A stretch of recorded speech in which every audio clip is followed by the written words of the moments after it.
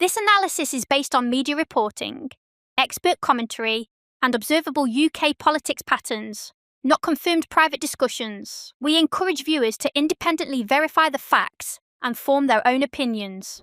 The deadline, moments before the deadline, Andy Burnham has made his move.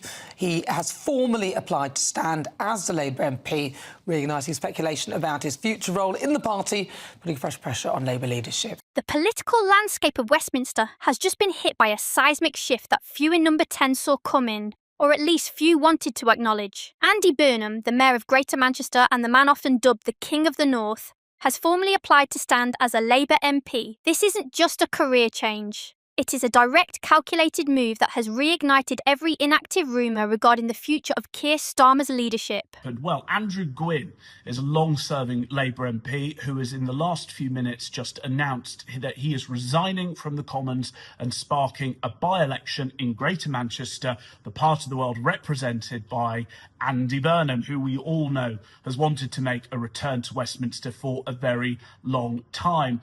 The door to Westminster didn't just open. It was kicked wide by the exit of Andrew Gwynne. A long-serving Labour MP, Gwynne's departure has been framed by a mixture of health concerns and the lingering exhaustion from a year-long suspension over a WhatsApp scandal. His resignation was the starting gun for what many are calling the most significant by-election of this Parliament. Gwynne has insisted there is no anti-Starmer plot involved in his timing, yet the convenience is impossible to ignore. For months, Westminster insiders have whispered that a northern seat would be found for Burnham. Gorton and Denton, a traditional Labour stronghold in the heart of Burnham's own territory, is as close to a hand-delivered invitation as a politician can get. However, the path back to the green benches is far from guaranteed. To even stand in the by-election, Burnham requires the green light from Labour's National Executive Committee, a body currently stuffed with Starmer loyalists and controlled by the Prime Minister's Chief of Staff, Morgan McSweeney. This has set the stage for a brutal internal battle. Does the leadership allow a popular rival to return, or do they risk a massive backlash by blocking him? According to multiple political journalists and insider briefings, what was once dismissed as a conspiracy is now being openly discussed as a coordinated effort. Burnham's presence in the Commons would act as a magnet for displeased MPs. The strategy to block him is multifaceted. Some NEC members are pushing for an all-women shortlist for Gorton and Denton, a move that would legally and procedurally disqualify Burnham without the leadership having to admit they are afraid of him. I think they're going to come under tremendous pressure not to block his nomination as a candidate. And myself, I think that would be a huge mistake if they did block it. There are some grounds on which they could do it. They might decide, for example, that there should be an all-women shortlist. They could also decide that if he were to go forward and win the seat, there'd have to be a contest for Mayor of Greater Manchester, which would cost in the region of £4 to £5 million. And that itself would be, quite a distraction. So there are grounds for them deciding to block his nomination as candidate, but I think that would be a big mistake because it would be seen as Keir Starmer trying to block someone potentially running against him as leader and Prime Minister at a future date. And I think that would be a big mistake. Recent developments suggest this tactical manoeuvring has reached a climax, with the NEC's officers group reportedly voting 8-1 on Sunday morning to formally reject Burnham's application. This decision, critics argue, reflects a leadership strategy focused on administrative stability over a potentially destabilising high-profile return. Others are pointing to the financial cost. If Burnham wins the by-election, he must resign as mayor, triggering a secondary mayoral election in Greater Manchester. This would cost the party upwards of £500,000 in funding and potentially millions in administrative costs, a distraction the leadership argues the party cannot afford. But blocking Burnham carries its own lethal risks. High-profile figures like Sadiq Khan and Angela Rayner have already signalled their support for having the best players on the pitch. To many in the north, blocking Burnham would look like a London stitch-up, reinforcing the very Westminster bubble narrative that Burnham has campaigned against for a decade. The message from the unions is equally blunt. Andrea Egan of Unison has warned against control freakery that that could tear the movement apart. The threat Burnham poses is amplified by Keir Starmer's own perceived vulnerabilities. Critics within the party point to a series of policy U-turns, from environmental pledges to benefit caps, as evidence of a leadership that lacks a firm North Star. On the streets of Manchester and in the red wall seats, the perception of weak leadership is a gift to rivals. This sense of instability has reached a boiling point as reports surface of yet another potential reversal, this time regarding hospitality regulations, leading commentators to suggest the Prime Minister has run out of track for his pivots. The cumulative effect of these shifts has reportedly caused a collapse in confidence across his own cabinet and the wider electorate, who now view any new policy announcement with deep-seated scepticism. That's interesting, isn't it? Because Keir Starmer, hearing this, given what has gone on with Keir Starmer, he's about to U-turn for the 15th time on Chagos. We're expecting another U-turn on the pubs, which I'm surprised they haven't gone on with that. And, of course, you do need to turn away when you've put in bad policy.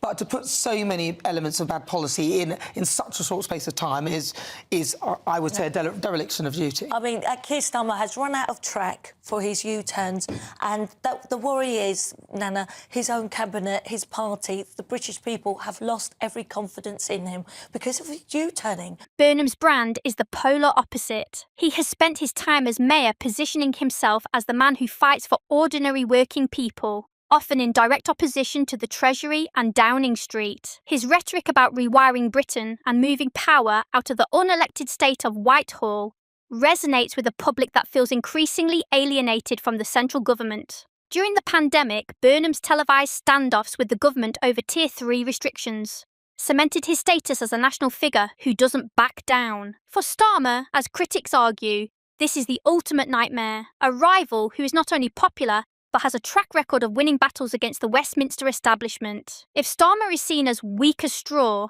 as some commentators have suggested, Burnham is being framed as the steel the party needs. Burnham's pitch isn't just about a change in personnel, it's about a change in the system. In his letter to the NEC, he spoke of the Manchester Way, a brand of politics that focuses on place-based, mission-oriented delivery. He has been vocal about his contempt for the whip system in Westminster, which he claims disempowers elected MPs and turns them into rubber stamps for Whitehall departments. In my experience of 16 years in Westminster, the whip system disempowers the elected state because often MPs are required to rubber stamp the long-held departmental positions, and it's a brave minister that kind of unilaterally will go and try and change it. It can do, but it doesn't often happen.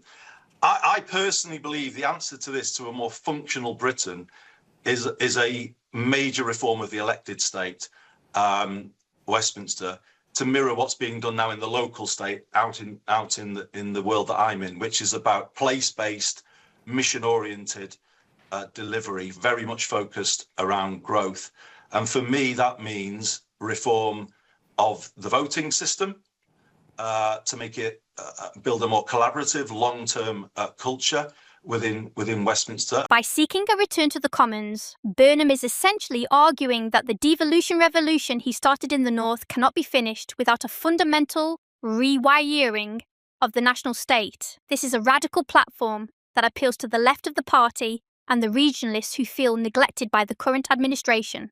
However, his detractors argue that this is all a carefully constructed populist mask. They point to his two previous failed leadership bids in 2010 and 2015 as evidence that he lacks the judgment to lead at a national level. They describe his recent interventions as embarrassing and nakedly ambitious, suggesting that his return would do nothing but destabilise a government that is trying to navigate a period of global instability. It's not just an internal Labour war.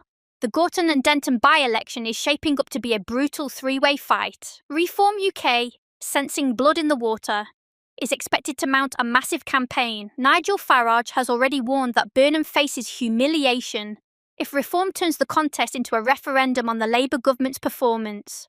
Simultaneously, the Green Party is seeing a surge in support, particularly among younger voters and those disillusioned by Labour's shifts to the centre. If Burnham is the candidate, he has to win, and win big. A narrow victory, or worse, a loss to a populist right insurgent, would effectively end his political career. It is, as many have noted, A colossal gamble. If the NEC blocks Burnham, they risk the seat falling to Reform or the Greens out of a local spite. If they let him run and he wins, they hand him a platform to challenge the Prime Minister. It is a checkmate scenario that has the Labour leadership reportedly pinned against the wall. As of late January 2026, the clock is ticking. The deadline for applications has passed and the NEC is scheduled to meet to decide Burnham's fate. The atmosphere in Westminster is one of terror mixed with excitement. Political commentators have noted short-term market jitters whenever speculation about a Burnham-led Labour Party resurfaces.